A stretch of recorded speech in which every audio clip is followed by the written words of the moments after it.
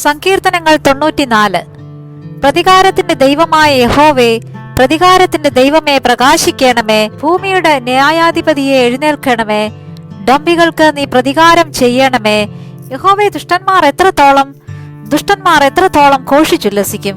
അവർ ശകാരിച്ച് ധാർഷ്ട്യം സംസാരിക്കുന്നു.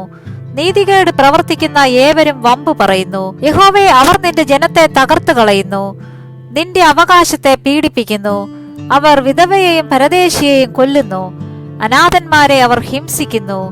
യഹോവ കാണുകയില്ല എന്നും യാക്കോബിന്റെ ദൈവം ഗ്രഹിക്കയില്ല എന്നും അവർ പറയുന്നു. ജനത്തിൽ മൃഗപ്രായരായവരെ ചിന്തിച്ചുകൊള്ളുവീൻ. ഭോഷന്മാരെ, നിങ്ങൾക്ക് എപ്പോൾ ബുദ്ധി വരും? ചെവിയെ നട്ടവൻ കേൾക്കയില്ലയോ? കണ്ണിനെ നിർമ്മിച്ചവൻ കാണുകയില്ലയോ? ജാതികളെ ശിക്ഷിക്കുന്നവൻ ശാസിക്കയില്ലയോ? അവൻ മനുഷ്യർക്ക് ജ്ഞാനം ഉപദേശിച്ച് കൊടുക്കുന്നില്ലയോ? മനുഷ്യരുടെ വിചാരങ്ങളെ മായ എന്ന് യഹോവ അറിയുന്നു.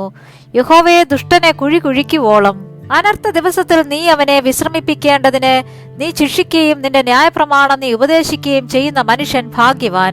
യഹോവ തന്റെ ജനത്തെ തള്ളിക്കളയുകയില്ല, തന്റെ അവകാശത്തെ കൈവിടുകയുമില്ല. ന്യായവിധി നീതിയിലേക്ക് തിരിഞ്ഞു വരും. പരമാർത്ഥ ഹൃദയമുള്ളവരൊക്കെയും അതിനോട് യോജിക്കും. ദുഷ്കർമ്മികളുടെ നേരെ ആർ എനിക്ക് വേണ്ടി എഴുന്നേൽക്കും? നീതികേട് പ്രവർത്തിക്കുന്നവരോടെ ആർ എനിക്ക് വേണ്ടി എതിർത്തു നിൽക്കും? യഹോവ എനിക്ക് സഹായമായിരുന്നില്ലെങ്കിൽ എന്റെ പ്രാണൻ വേഗം മൗനവാസം ചെയ്യുമായിരുന്നു. എന്റെ കാൽ വഴുതുന്നു എന്ന് ഞാൻ പറഞ്ഞപ്പോൾ, യഹോവയെ, നിന്റെ ദയ എന്നെ താങ്ങി.